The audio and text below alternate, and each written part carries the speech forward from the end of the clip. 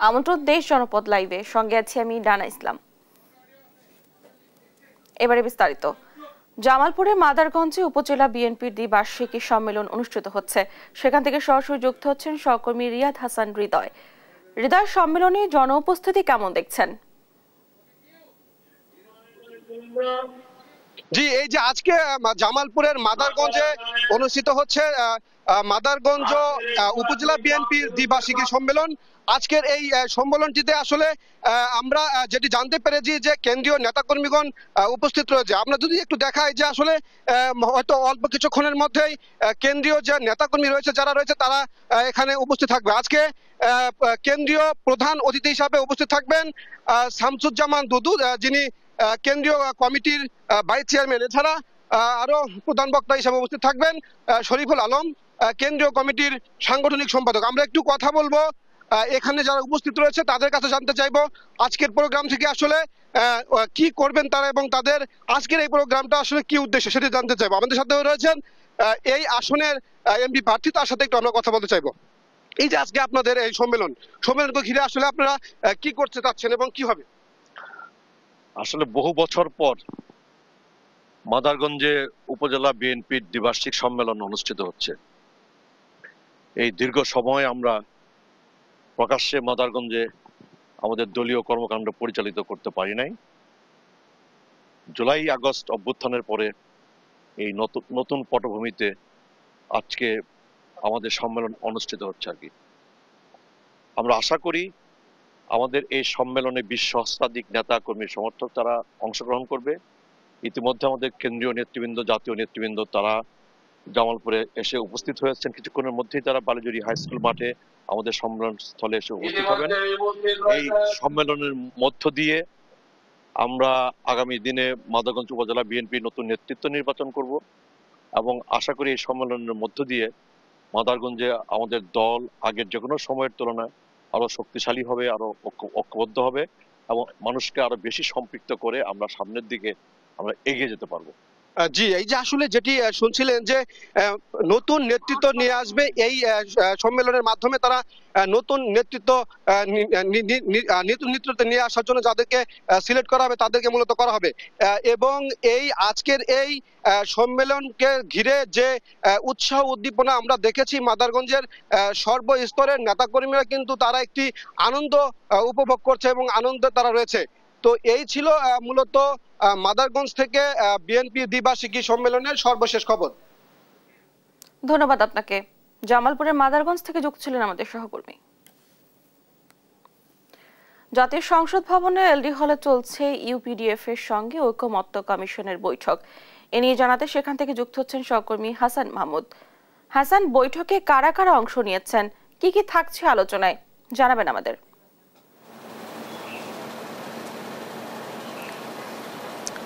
ডানা, আপনাকে ধন্যবাদ। আপনি যেমনটা বলছিলেন যে মাইকেল চাকমার নেতৃত্বে ইউপিডিএফ এর একটি প্রতিনিধি দল এসেছে এবং সেখানে ঐকমত্য কমিশনের 6 জন সদস্য কিন্তু উপস্থিত রয়েছেন এবং আজকের যে বিষয়গুলো নিয়ে আলোচনা হতে পারে এর মধ্যে সংবিধান সহ অন্যান্য যে সব বিষয় রয়েছে, 6টি সংস্কার কমিশন যে প্রস্তাবনা দিয়েছে সবগুলো প্রস্তাবনার আলোকেই কিন্তু আজকে আলোচনা হতে পারে, এমনটাই কিন্তু আমরা জেনেছি। তবে প্রারম্ভিক সূচনা বক্তব্যে মাইকেল চাকমা, যিনি ইউপিডিএফ এর প্রধান সংগঠক, তিনি যেটি বলছিলেন যে নানাভাবে এখনও কিন্তু পাহাড়ে নির্যাতন নিপীড়ন চলছে, যেটা বিগত ফ্যাসিস্ট আমলেও চলেছিল, সেটাও কিন্তু এখন পর্যন্ত অব্যাহত রয়েছে। তবে সমস্ত জাতি রাষ্ট্রের যেসব ভাষা রয়েছে, তাদের নিজস্ব সংস্কৃতি, সেটিকে প্রতিষ্ঠিত রাখতে গেলে রাষ্ট্রকে আসলে উদ্যোগ নিতে হবে এবং সেই সরকারগুলোকেই প্রত্যেকটি সরকার এবং এই বিশেষ করে অন্তর্বর্তী সরকারের কাছে তারা দাবি জানাচ্ছেন যে এই যে উপজাতি রয়েছে, অর্থাৎ যারা যেসব পার্বত্য চট্টগ্রাম সহ অন্যান্য যেসব ক্ষুদ্র নৃতাত্ত্বিক যেসব গোষ্ঠী রয়েছে, তাদের নিজস্ব ভাষা সংস্কৃতি সেসবগুলোকেই কিন্তু আনুষ্ঠানিকভাবে তুলে ধরতে হবে এবং রাষ্ট্রকেই সেগুলো সংরক্ষণের জন্য উদ্যোগ নিতে হবে। একই সাথে সাম্য মানবিক মর্যাদার যে রাষ্ট্র, সেটিকে করতে গেলে সবাইকে আসলে ঐক্যবদ্ধ করেই এই রাষ্ট্রকে উদ্যোগ নিতে হবে, এমনটা কিন্তু তিনি বলছিলেন। একই সাথে আলিরিয়া, যিনি ঐকমত্য কমিশনের সহসভাপতি, তিনি যেটি বলছিলেন যে বাংলাদেশ যে ফ্যাসিবাদ মুক্ত হয়েছে, গত 16 বছরের ফ্যাসিবাদ মুক্তর পরে আজকে যে সংস্কারের সুযোগ তৈরি রয়েছে সেটিকে কাজে লাগাতে গেলে ঐক্যবদ্ধভাবেই সমস্ত রাজনৈতিক দলের মতামত নিয়েই কিন্তু তারা সেটি করতে চান, এবং সেই ব্যাপারে কিন্তু আজকের ঐক্যমত্য কমিশনের যে ধারাবাহিক বৈঠক সেটি কিন্তু চলছিলেন। এবং আমরা কিছুক্ষণ পরে হয়তো শুনতে পাবো যে তারা কোন কোন বিষয়গুলো নিয়ে একমত হয়েছেন। বিশেষ করে সংস্কার কমিশনের যেসব প্রস্তাবনা ছিল, সংবিধানে একজন প্রধানমন্ত্রীর মেয়াদ তিনি কতবার থাকতে পারবেন, 2বার নাকি 3বার, এরকম বিষয়টি, সংসদের মেয়াদ কত বছর হতে পারে, সংবিধানের আসলে আনুষঙ্গিক যেসব বিষয়গুলো সংস্কারের প্রস্তাব রয়েছে সেগুলোতে কতটুকু ঐক্যমত হতে পারলেন, সে বিষয়গুলো আমরা হয়তো কিছুক্ষণ পরে জানতে পারবো। হয়তো আর ঘন্টা দেড়েক পরে আসলে তাদের বৈঠক শেষ হবে, তখন হয়তো তারা বের হয়ে বিস্তারিত আমাদেরকে বলতে পারবেন। তবে এখন পর্যন্ত আমরা যতটুকু জানতে পেরেছি তারা ঐক্যমত এখন কমিশনের বৈঠকে আছেন। কিছুক্ষণ পরে আমরা আপনাকে বিস্তারিত জানাতে পারবো। ডানা। হাসান, ধন্যবাদ আপনাকে। জাতীয় সংসদ ভবনে এলডি হলে চলছে ইউপিডিএফ এর সঙ্গে ঐকমত্য কমিশনের বৈঠক, এ নিয়ে জানাচ্ছিলেন আমাদের সহকর্মী। চুয়াডাঙ্গায় তাপদাহে প্রতিদিনই বাড়ছে গরমের তীব্রতা, এ নিয়ে জানাতে যুক্ত হচ্ছেন সহকর্মী খায়রুজ্জামান সেতু। গরমের তীব্রতা কেমন দেখছেন? ধন্যবাদ দানা। আপনি শুরুতে যেমনটি বলছিলেন সেটা হচ্ছে যে চুয়াডাঙ্গাতে কিন্তু প্রতিনিয়তই গরমের তীব্রতা বাড়ছে। রীতিমতো বলা যেতে পারে যে প্রাণীকুল, ওষ্ঠগত এবং জনজীবন একেবারে বিষিয়ে তুলেছে যে গরমের যে তীব্রতা। কারণ আমি একটু যদি পিছনের পরিসংখ্যান বলি, গতকালকে কিন্তু চুয়াডাঙ্গাতে সর্বোচ্চ তাপমাত্রা রেকর্ড করা হয় 41.2 ডিগ্রি সেলসিয়াস, যেটা দেশের সর্বোচ্চ তাপমাত্রা ছিল। এবং গত পরশুদিনও কিন্তু দেশের সর্বোচ্চ তাপমাত্রা রেকর্ড করা হয়েছিল এই চুয়াডাঙ্গাতে, সেটা 39.7 ডিগ্রি সেলসিয়াস। তো গতকালকে যে তাপমাত্রা 41.2 ডিগ্রি সেলসিয়াস চুয়াডাঙ্গা থেকে রেকর্ড করা হয়, সেটা শুধু দেশের জন্য না, এই মৌসুমের সর্বোচ্চ তাপমাত্রা আমাদেরকে চুয়াডাঙ্গা আবহাওয়া অফিস জানিয়েছে। তো এই যে গরমের তীব্রতার কারণে আমি যদি একটু হচ্ছে খেটে খাওয়া মানুষের কথা বলি, রীতিমতো যে তারা কিন্তু খুব সকালেই কাজে বের হয়ে কিন্তু যেই মানে সূর্যের আলোর যে তীব্রতা, ঝলমলে সূর্য যেই বের হচ্ছে, তারা কিন্তু একেবারে হাঁপিয়ে উঠছে। তারা সুযোগ পেলে একটু কিন্তু শীতল পরিবেশে বিশ্রাম নেওয়ার জন্য ছুটাছুটি করছে। একই সাথে আমি আরেকটু জানিয়ে রাখি, সেটা হচ্ছে যে এই যে যারা রিক্সাওয়ালা কিংবা ভ্যানওয়ালা কিংবা অটো চালায়, এরা যে শহরে যে মানে ভাড়ার জন্য বেরোচ্ছে, এই যে রোদের তীব্রতা বাড়ার সাথে সাথে কিন্তু মানুষের উপস্থিতি কমে যাচ্ছে চুয়াডাঙ্গা শহরে। এতে কিন্তু তাদের যে খুব বেশি যে ভাড়া হচ্ছে কিংবা ইনকাম হচ্ছে তা কিন্তু না। আমি আরেকটু জানাই, সেটা হচ্ছে যে এরাও কিন্তু সুযোগ পেলে যে পিচ ঢালা রাস্তার গরমের যে তীব্রতা, মানে পিচ ঢালা রাস্তা থেকেও কিন্তু গরমের তীব্রতা বেরোচ্ছে। তারপর উপরে যদি একটু গাছের ছায়া শীতল পরিবেশ পাই, এই যে খেটে খাওয়া দিনমজুর ইজি বাইক কিংবা অটো চালক যারা আছে, এরা কিন্তু জিরিয়ে নেওয়ার চেষ্টা করছে। তবে আরেকটু বিষয় জানিয়ে রাখি, যেটা হচ্ছে যে গত বছরের আগের বছর কিন্তু চুয়াডাঙ্গাতে কিন্তু এই গরমের তীব্রতার কারণে রাস্তার ভিটামিন গলে যেটা আমরা দেখেছিলাম। এবারও কিন্তু ঠিক একই পরিবেশ সৃষ্টি হতে যাচ্ছে। আমি যদি একটু বলি যে আপনাকে, যে গরমের শুরুটা হচ্ছে যে এমন ভাবে, সেটা হচ্ছে যে মোটামুটি 5টা-6টার দিকে কিন্তু সূর্যের দেখা চুয়াডাঙ্গাবাসী পাচ্ছে। এই 5টা-6টার পরে কিন্তু মোটামুটি সূর্য যেই তার হচ্ছে সূর্যের কিরণ হচ্ছে মেলে ধরছে, তখনই কিন্তু একেবারে হচ্ছে রোদের যে দাপট, সে দাপট কিন্তু হচ্ছে দেখাচ্ছে। তবে আসার খবর হচ্ছে এটাই যে বাতাসের আর্দ্রতা কিন্তু চুয়াডাঙ্গাতে কম থাকছে। এই আর্দ্রতা কম থাকার কারণে কিন্তু চুয়াডাঙ্গাতে মানে মানুষজন কিন্তু হচ্ছে কর্দমাক্ত কম হচ্ছে। এতে কিন্তু যে মানুষের যে পানির শূন্যতা হবার সম্ভাবনা কম থাকছে বলে আমাদের চিকিৎসকরা জানিয়েছে। আমি যদি যে সামনের দিনগুলোতে মানে এই রোদের তীব্রতা কিংবা গরমের তীব্রতা কেমন হবে সেটা জানাতে চাই। সেটা হচ্ছে, আমি কিছুক্ষণ আগে চুয়াডাঙ্গা আবহাওয়া অফিসের সংশ্লিষ্ট কর্তৃপক্ষের সাথে কথা বলেছি। ওনারা আমাকে যেমনটি জানিয়েছে, সেটা হচ্ছে যে আজকে কিন্তু গতকালকের মতোই যে সূর্যের তাপ কিংবা গরমের যে তাপ দেখে যাবে, বলা যেতে পারে মানে বাড়ার সম্ভাবনাই বেশি। কারণ সকাল 9টায় যে হচ্ছে তাপমাত্রা রেকর্ড করেছে চুয়াডাঙ্গা আবহাওয়া অফিস, সেটা হচ্ছে 33.4 ডিগ্রি সেলসিয়াস ছিল গতকালকে, এবং আজকে কিন্তু সেটা কিন্তু 0.6 বেড়ে 34 ডিগ্রি সেলসিয়াসে দাঁড়িয়েছে। অর্থাৎ মানে বোঝাই যাচ্ছে যে আজকে কিন্তু সূর্যের তেজ কিংবা গরমের তীব্রতা আরো বাড়ার সম্ভাবনা রয়েছে।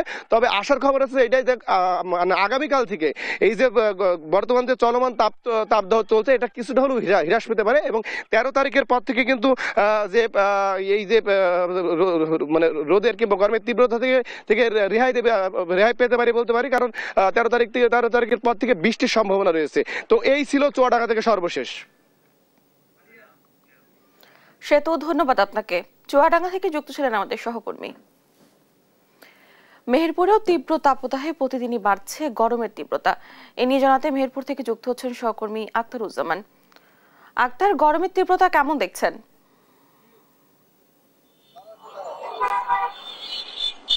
যেমনটি বলছিলেন জানা, আমাদের চুয়াডাঙ্গা এবং মেহেরপুর কিন্তু একবারে ভারতের সীমান্ত অঞ্চল। এই অঞ্চলে কিন্তু দীর্ঘ 10 বছর যাবৎ ভারী বৃষ্টিপাত না হয় কিন্তু শীতকালে প্রচন্ড শীত এবং গরমকালে প্রচন্ড গরম, যেটি বাংলাদেশের সর্বোচ্চ তাপমাত্রা রেকর্ড করা হয়েছে চুয়াডাঙ্গা আবহাওয়া অধিদপ্তর 41.2 ডিগ্রি সেলসিয়াস কিন্তু গতকাল শুক্রবার বেলা 12টা থেকে এই তাপমাত্রা রেকর্ড করা হয়েছে বলে আমাদেরকে তথ্য নিশ্চিত করেছেন। তবে আমরা আবহাওয়া অধিদপ্তরের সাথে কথা বলেছি, তিনি আবহাওয়া অধিদপ্তরের কর্মকর্তা যিনি রয়েছেন জামিলুর রহমান, তিনি আমাদেরকে জানিয়েছেন যে এই আবহাওয়া কিন্তু এখনো 4 থেকে 5 দিন কিন্তু থাকবে, বৃষ্টিপাত না হওয়া পর্যন্ত এই আবহাওয়া এমনটি এবং তাপমাত্রা আরো বাড়তে পারে বলে আমাদেরকে জানিয়েছেন। তবে আমরা দেখছি যে যারা শ্রমজীবী মানুষ মাঠে কাজকর্ম করতে গিয়ে কিন্তু হাঁসফাঁস ধরে গেছে তাদের, এবং তারা বলছেন যে খুব সকালেই কিন্তু আমাদের কিন্তু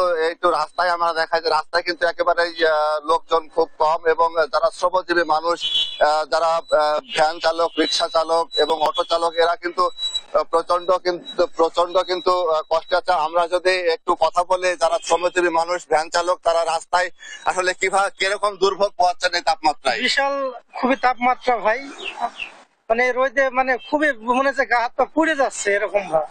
তাও গরিব মানুষ পেটের দায়ে ভ্যান চালাইতে হয়। শুনছিলেন যে অনেক পেটের দায়ে যারা গরিব শ্রেণীর মানুষ হয়েছেন তাদেরকে কিন্তু নিরুপায় হয়ে কিন্তু এই রাস্তায় বের হতে হচ্ছে। আমরা যেমনটি দেখেছি যে যারা মাঠে কাজকর্ম করছেন, বড় ধান কাটা, মারা এবং ধান পাট নিড়ানোর যে কাজ রয়েছে, শ্রমিকরা কিন্তু খুব ভোরে কিন্তু কাজ করছেন, করে সকাল সূর্য ওঠার আগে কিন্তু বাড়ি ফিরছেন। তো এই মেহেরপুর থেকে জনজীবনের যে তাপদাহের যে জনজীবন বিপর্যস্ত, এই নিয়ে আমার কাছে ছিল সর্বশেষ তথ্য। ডানা। আক্তার, ধন্যবাদ আপনাকে। মেহেরপুর থেকে যুক্ত ছিলেন আমাদের সহকর্মী। নেত্রকোনার বাজারগুলোতে শাকসবজির দাম কিছুটা বেড়েছে, তবে আগের দামে স্থিতাবস্থায় রয়েছে মাছ মাংসের বাজার। এ নিয়ে জানাতে যুক্ত হচ্ছেন সহকর্মী জিয়াউর রহমান। জিয়াউর, দাম নিয়ে ক্রেতা বিক্রেতাদের প্রতিক্রিয়া কেমন দেখছেন?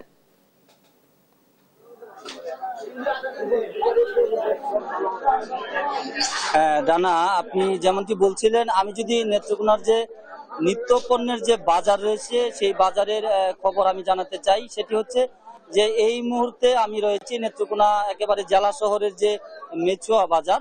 এই মেচুয়া বাজারের যে চিত্র সেটি একটু আপনাদেরকে আমি এই মুহূর্তে দেখাতে চাই, যেখানে আমরা বিভিন্ন ক্রেতা এবং বিক্রেতা যারা আছেন তাদের সঙ্গে কথা বলে আমরা যে বিষয়টি জানতে পেরেছি যে বর্তমানে কিন্তু নেত্রকোনার যে কাঁচা বাজারগুলো রয়েছে সেসব বাজারে কিন্তু আমাদের যে এই শাকসবজি যে রয়েছে সেসব শাকসবজির দাম কিন্তু কিছুটা কমেছে আগের তুলনায়, এবং বিশেষ করে মাছ এবং মাংসের যে মূল্য রয়েছে সেটি কিন্তু অপরিবর্তিত রয়েছে। আমরা কথা বলেছিলাম খাসির যে মাংস সেটি বিক্রি হচ্ছে 1100 টাকা কেজি দরে, এবং গরুর মাংস বিক্রি হচ্ছে 700 থেকে 730 টাকা দরে। এছাড়া আমরা কাঁচা বাজারের যে টমেটো রয়েছে সেটি 30 টাকা কেজি বিক্রি হচ্ছে, এবং বেগুন বিক্রি হচ্ছে আপনার 60 টাকা কেজি। এছাড়া আপনার বিভিন্ন যে পটল রয়েছে 40 টাকা কেজি, শসা 40 টাকা কেজি। তো বিক্রেতারা বলছেন যে বর্তমানে কিন্তু বাজারের যে কাঁচা বাজারের যে বিভিন্ন সবজির মূল্য অনেকটাই কমে গিয়েছে। পাশাপাশি আপনার এই যে চালের বাজারের কথা যদি একটু জানাতে চাই, যে নতুন চাল কিন্তু বাজারে এসেছে, বাজারে আসার পর মোটামুটি কিন্তু চালের বাজার কিছুটা কমেছে, তবে ব্যবসায়ীরা এবং ক্রেতারা বলছেন যে সামনের দিনগুলোতে চালের বাজার আরো কিছুটা কমবে বলে তারা ধারণা করছেন। তো আমরা যদি জেলা যে প্রশাসন রয়েছে তারা যেমনটি জানিয়েছেন যে তারা কিন্তু নেত্রকোনার যে কাঁচা বাজার রয়েছে, বিভিন্ন নিত্য পণ্যের বাজার, সেসব বাজার কিন্তু তারা নিয়মিতভাবে তারা কিন্তু পরিদর্শন করছেন এবং বাজার কিন্তু তারা মনিটরিং করছেন। তবে বিক্রেতা এবং ক্রেতাদের মধ্যে কিন্তু একটি মিশ্র প্রতিক্রিয়া রয়েছে। বিক্রেতারা বলছেন যে শাকসবজির মূল্য কিছুটা কমতে শুরু করেছে, আবার ক্রেতারা বলছেন যে কিছু কিছু সবজির মূল্য কিন্তু আগের চেয়ে কিছুটা বাড়তে শুরু করেছে। তো সব মিলিয়ে নেত্রকোনার যে নিত্য পণ্যের বাজার, সেই বাজার কিন্তু অনেকটাই স্বস্তির জায়গায় রয়েছে বলে আমাদেরকে ক্রেতা এবং বিক্রেতারা জানিয়েছেন। এবং ক্রেতারা আরেকটি দাবি করেছেন জেলা প্রশাসনের কাছে।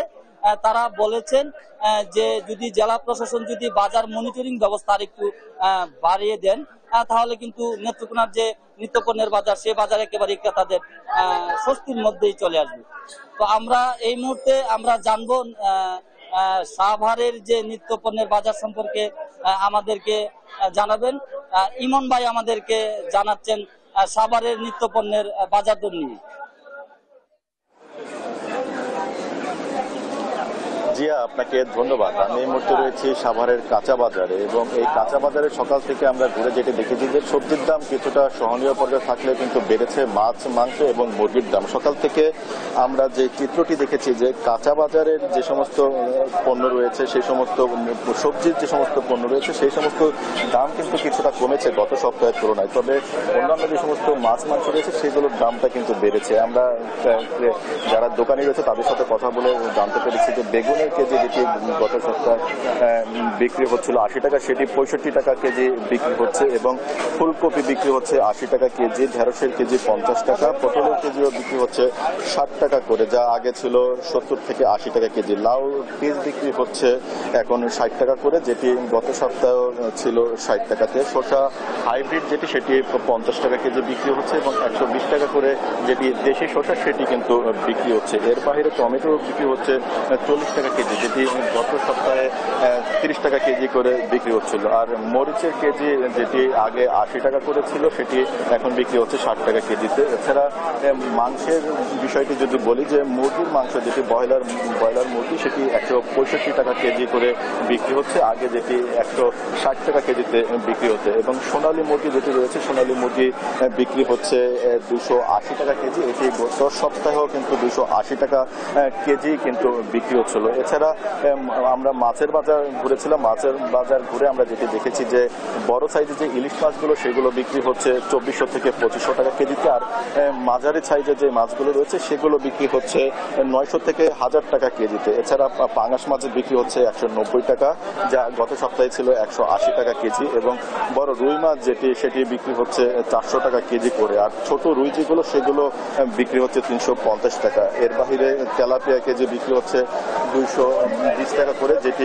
গত সপ্তাহে আরো কম দামে তারা বিক্রি করছেন। এছাড়া শিং মাছ বিক্রি হচ্ছে 550 টাকা, 1200 টাকা কেজিতে কিন্তু বিক্রি হচ্ছে যেগুলো চিংড়ি মাছ রয়েছে বড় সাইজের, সেগুলো। এছাড়া গরুর মাংসর কেজি কিন্তু 750 টাকা কেজি করে কিন্তু বিক্রি করছেন দোকানিরা। এর পাশাপাশি যেটি খাসির মাংস রয়েছে, খাসির মাংস কিন্তু কিছুদিন আগে যেটি 1100 টাকা কেজি ছিল, সেটি কিন্তু আজকে বিক্রি হচ্ছে 1200 টাকা কেজিতে। সব মিলিয়ে বলা চলে যে এই কাঁচা পণ্যের যে সমস্ত কাঁচা সবজিগুলো রয়েছে, সেগুলোর দাম কিছুটা সহনীয় পর্যায়ে থাকলেও কিন্তু বেড়েছে মাছ মাংস এবং বেড়েছে মাছ মাংসের দাম। তবে এছাড়া চাউলের দামও কিন্তু বেড়েছে। যেই চাউলগুলো আগে বিক্রি হতো 75 টাকা কেজি মিনিকেট, সেটি কিন্তু আজকে 88 টাকা কেজি যেটি বিক্রি হচ্ছে। এছাড়া 29 চাউল এখন বিক্রি হচ্ছে 66 টাকা কেজি দরে, যেটি আগে 52 টাকা করেছিল। 28 এখন বিক্রি হচ্ছে 65 টাকা করে, যেটি আগে ছিল 52 টাকা কেজি। এছাড়া মোটা চাউলের কেজি, যেটি আর কি, যেহেতু এটি শিল্পাঞ্চল, এখানকার শ্রমিকরা যে চাউলটি সবচেয়ে বেশি ক্রয় করে থাকেন মোটা চাউল, সেই মোটা চাউলের কেজি কিন্তু এখন 55 টাকা কেজি করে বিক্রি হচ্ছে। এবং এই চাউলটি কিন্তু গত সপ্তাহেও 48 টাকা করে এই দোকানিরা কিন্তু তারা বিক্রি করেছেন। এছাড়া কিন্তু তেলের দাম খুচরা তেলের দাম কিছুটা কমলেও কিন্তু যে সমস্ত বোতলজাত যে তেলগুলো রয়েছে সেগুলো কিন্তু দামটা অনেকটাই বৃদ্ধি পেয়েছে। পাশাপাশি প্রসাধনী যেগুলো রয়েছে সেই প্রসাধনীর দামগুলো কিন্তু বেড়েছে বলে আমাদেরকে দোকানিরা জানছেন। তো সব মিলিয়ে বলা চলে যে শিল্পাঞ্চলে যে সমস্ত জিনিসগুলো শ্রমিকরা বেশি প্রয়োজন সবজি ব্যতীত সবকিছুর দামটাই ঊর্ধ্বমুখী রয়েছে। এছাড়া কিন্তু অন্যান্য যে সমস্ত জিনিস রয়েছে সেই জিনিসগুলোর দাম কিন্তু বৃদ্ধি দেখতে পাচ্ছিলাম। আমরা একজন দোকানের কাছে কথা বলবো যে কোন জিনিসগুলোর দাম এখন বেড়েছে বলে, কোন জিনিসগুলোর দাম গত সপ্তাহ থেকে এই সপ্তাহে বেড়েছে? মোটামুটি তেলের দামটা গত সপ্তাহে দাম বেড়েছে। আগে 174 টাকা লিটার ছিল, এখন 189 টাকা লিটার। সোয়াবিন বোতলজাত তেল, প্রসাধনী সাবান থেকে ডিটারজেন্ট পাউডার পর্যন্ত সব জিনিসের দাম অত্যধিক বেশি। গুঁড়া দুধের দাম বেশি, এগুলোর দাম প্রচুর বাড়িছে। চাউলের দাম মনে করেন যে গেল 2 মাস আগে যে বাজার ছিল এখন তার চাইতে অনেক বেশি। আর যেগুলো নতুন ধান আসতেছে এই চাল তো ভাত থাকেন, এগুলোর দাম এমনি একটু কম, কিন্তু আগের থেকে চাল অনেক দাম বেশি। যেমন এক বস্তা নাজির চাল চাইলে 700-800 টাকা বৃদ্ধি, যেমন এক বস্তা আর মিনিকেট চাইলে মানে 600-700 টাকা বৃদ্ধি, এক বস্তা 29 সালে 600 টাকা বৃদ্ধি, মানে 50 কেজির উপরে। 25 কেজির উপরে মনে করেন যে আপনার 300, 200, 400 এমন করে বাড়িছে। কয়দিনের ব্যবধানে? এটা কোনোটা 1 মাস, কোনোটা মনে করেন 2 মাস। রোজার আগে যেগুলো বেচছি মনে করেন যে 1700 টাকা বস্তা, এখন কিনতে হচ্ছে 2100 টাকা 25 কেজি। আবার রোজার পরে যেটা মনে করেন এখন 21 কেজি 2100 টাকা কিনতেছে, আমরা 2120 টাকা বিক্রি করতেছি। এই ধরনের বাজার চলতেছে। ধন্যবাদ আপনাকে। যেমনটি শুনছিলেন যে সবজির বাজারটি ঘুরে আমরা যে চিত্রটি দেখেছি যে সবজিতে কিছুটা সহনীয় পর্যায়ে থাকলেও কিন্তু অন্যান্য যে সমস্ত সামগ্রী রয়েছে সেগুলো কিন্তু দাম বৃদ্ধি পেয়েছে সাভারের কাঁচা বাজারে। তো এই ছিল আমার কাছে কাঁচা বাজারের সর্বশেষ জানা। ধন্যবাদ আপনাদেরকে। নেত্রকোনা ও সাভার থেকে বাজার দরের খবর জানাচ্ছিলেন আমাদের সহকর্মীরা। কুষ্টিয়ায় স্বাভাবিক রয়েছে চালের বাজার, ইনি জানাতে সরাসরি যুক্ত হচ্ছেন সহকর্মী নাহিদ হাসান তিতাস। তিতাস, চালের বাজার নিয়ে ক্রেতা ও বিক্রেতারা কি বলছে? ডানা, নতুন ধানের চাল বাজারে উঠতে শুরু করার সাথে সাথে কিন্তু কুষ্টিয়ার বাজারগুলোতে সব ধরনের চালের দাম কমতে শুরু করেছে। অর্থাৎ দীর্ঘদিন পর হলেও কিন্তু বাংলাদেশের অন্যতম সরু চালের মোকাম কুষ্টিয়ার খাজানগরে সব ধরনের চাল কেজিতে কমেছে 5 থেকে 10 টাকা পর্যন্ত। আমি রয়েছি কুষ্টিয়ার সবচেয়ে বড় খুচরা বাজার পৌর বাজারে। এ বাজারের যদি আমি আজকে চালের দাম জানাই, যেমন সরু মিনিকেট যে পুরন যে চাল, আগের যে চাল, সেটি কিন্তু কেজিতে 5 টাকা কমে বিক্রি হচ্ছে 80 টাকা কেজি দরে, এবং কাজললতা যে চাল সেটি কিন্তু বিক্রি হচ্ছে 65 টাকা কেজি দরে, এটিও 5 টাকা কমেছে। এছাড়া মোটা যে 28 চাল সেটিও কিন্তু বিক্রি হচ্ছে 60 টাকা কেজি দরে, অর্থাৎ এই চালটি 2 টাকা কেজিতে কমেছে। এছাড়া নতুন ধানের যে চাল বাজারে উঠেছে সেটির দাম কিন্তু প্রায় কেজিতে 10 থেকে 12 টাকা করে কম। অর্থাৎ যে সরু যে মিনিকেট চাল, নতুন যে ধানের চালটি উঠেছে সেটি বিক্রি হচ্ছে 70 থেকে 72 টাকা কেজি দরে, এবং কাজললতা চাল বিক্রি হচ্ছে 60 টাকা কেজি দরে। অর্থাৎ আমরা বলতে পারি যে নতুন ধান ওঠার সাথে সাথে কিন্তু দেশের অন্যতম সরু চালের মোকাম কুষ্টিয়ার বাজারগুলোতে সব ধরনের চালের দাম কিন্তু নিম্নমুখী, অর্থাৎ কমতে শুরু করেছে। আমি এ বিষয়ে খুচরা বিক্রেতাদের সাথে কথা বলেছি। খুচরা বিক্রেতারা যেটি জানাচ্ছে যে নতুন ধানের চাল ইতিমধ্যে বাজারে উঠেছে এবং তার কারণেই কিন্তু দামের প্রভাব পড়তে শুরু করেছে। তারা বলছে যখন আরো পুরোপুরি চালের ধান বাজারে উঠে যাবে তখন কিন্তু চালের দামটি আরো কমবে। আমার সাথে একজন খুচরা বিক্রেতা রয়েছে, আমি একটু তার সাথে কথা বলতে চাই। আসলে বাজারের এখন কি অবস্থা এবং নতুন ধানের চাল বাজারে উঠেছে কিনা এবং কি দামে আপনারা বিক্রি করছেন চাল? নতুন ধান কাটার পরপরই চালের দাম পড়তে শুরু করেছে। কেজি প্রতি মিনিকেট চাল কেজিতে 10 টাকা কমে গেছে। যে চাল বর্তমান 85 টাকা বিক্রি করতাম এখন 70 থেকে 72 টাকায় বিক্রি করা যাচ্ছে। মিল গেটে 70 টাকা দাম। আর আপনার কাজললতা চালগুলো আপনার 62 থেকে 64 টাকায় বিক্রি হচ্ছে। এই চালগুলো 74 টাকা বিক্রি হতো। সব ধরনের চিকুন চালের দাম কেজি প্রতি 10-12 টাকা কমে গেছে। আশা করি আরো পুরাপুরি কাটা লাগলে আরো কমতে পারে এই অবস্থা। যেমনটি শুনছিলেন, আসলে খুচরা বিক্রেতারাও কিন্তু যেটি বলছে যে প্রত্যেকটা চালের দাম কিন্তু কেজিতে 5 থেকে 10 টাকা করে কমেছে। অর্থাৎ তারা বলছে আরো নতুন ধানের চাল যখন পুরোপুরি বাজারে উঠবে তখন কিন্তু এই চালের দাম আরো কমে যাবে। অর্থাৎ আমরা বলতে পারি দীর্ঘদিন পরে হলেও কিন্তু কুষ্টিয়ার এই চালের বাজারের যে অস্থিরতা ছিল সেটি কিন্তু কমে গেছে। তাই আমরা বলতে পারি যে কুষ্টিয়ার দেশের অন্যতম সরু চালের মোকামে কুষ্টিয়ার খাজানগরে যখন চালের দাম কমবে দেশের চালের বাজারটিও কিন্তু তখন নিম্নমুখী হবে। তবে এ বিষয়ে আমি যারা ভোক্তা রয়েছে, আমি ভোক্তাদের সাথে কথা বলেছি, তাদের মধ্যে কিন্তু একটি মিশ্র প্রতিক্রিয়া রয়েছে। তারা বলছে যে সাধারণত যখন ধান কাটার ভরা মৌসুম চলে তখন কিন্তু চালের দাম মিল মালিকরা কমিয়ে দেয়, কিন্তু আবার যখন এই মৌসুম শেষ হয় তখন কিন্তু চালের দাম বাড়িয়ে দেয়। তারা এক কথায় বলছে এই চাল নিয়ে যে বড় বড় কুষ্টিয়ার যে মিল মালিকগুলো রয়েছে তারা কিন্তু একটি সিন্ডিকেট পরিচালনা করে, এই সিন্ডিকেটের মাধ্যমেই কিন্তু তারা চালের দাম উঠানামা করায়। তাই বলছে যতদিন না পর্যন্ত মিল মালিকদের এই সিন্ডিকেট ভাঙা না যাবে ততদিন পর্যন্ত কিন্তু চালের বাজারের কোনো স্বস্তি ফিরবে না। তাই তাদের দাবি শক্ত হস্তে শুধু এই সিজনে না, সিজনের মৌসুমের পরেও যেন চালের বাজারটি নিয়ন্ত্রণে যারা নিয়ন্ত্রণকারী সংস্থা রয়েছে সেগুলো কিন্তু দেখভাল করে। আর এ বিষয়ে আমি যারা কুষ্টিয়ার বড় বড় মিল মালিক রয়েছে আমি তাদের সাথে কথা বলেছি। বড় বড় মিল মালিকদের যেটি দাবি যে আসলে চালের দাম কিন্তু বাড়ে হচ্ছে ধানের উপরে। এখন ধানের মৌসুম চলছে, ধান কাটার মৌসুম চলছে, ধান কাটা চলছে, তার কারণে কিন্তু পর্যাপ্ত পরিমাণ তারা ধান পাচ্ছে এবং ধানের দামও তারা কম পাচ্ছে, যার কারণে উৎপাদন খরচ তাদের কম হচ্ছে বলেই কিন্তু তারা চালের দাম কম দামে বাজারে চাল ছাড়তে পারছে। তারা বলছে যদি ধানের দাম কম থাকে তাহলে কিন্তু চালের দাম কম থাকবে, যতদিন ধানের দাম কম থাকবে ততদিন এই চাল কিন্তু তারা কম দামে বাজারে ছাড়বে। আপনাকে একটু জানিয়ে রাখতে চাই যে ডানা বাংলাদেশের অন্যতম সরু চালের মোকাম কিন্তু কুষ্টিয়ার খাজানগর। এখানে প্রায় 400 থেকে 450 চাল কল রয়েছে, যেখান থেকে প্রতিদিন 600 ট্রাক চাল কিন্তু দেশের বিভিন্ন জেলায় চলে যায়। তাই যখন কুষ্টিয়ার বাজারে চালের দাম কমে তখন কিন্তু দেশের বাজারে চালের দাম অটোমেটিক এমনি কিন্তু চালের দাম কমতে থাকে। এই ছিল কুষ্টিয়ার চালের বাজার থেকে আমার কাছে সর্বশেষ খবর। ডানা। তিতাস, ধন্যবাদ আপনাকে। কুষ্টিয়া থেকে চালের বাজার দর নিয়ে জানাচ্ছিলেন আমাদের সহকর্মী।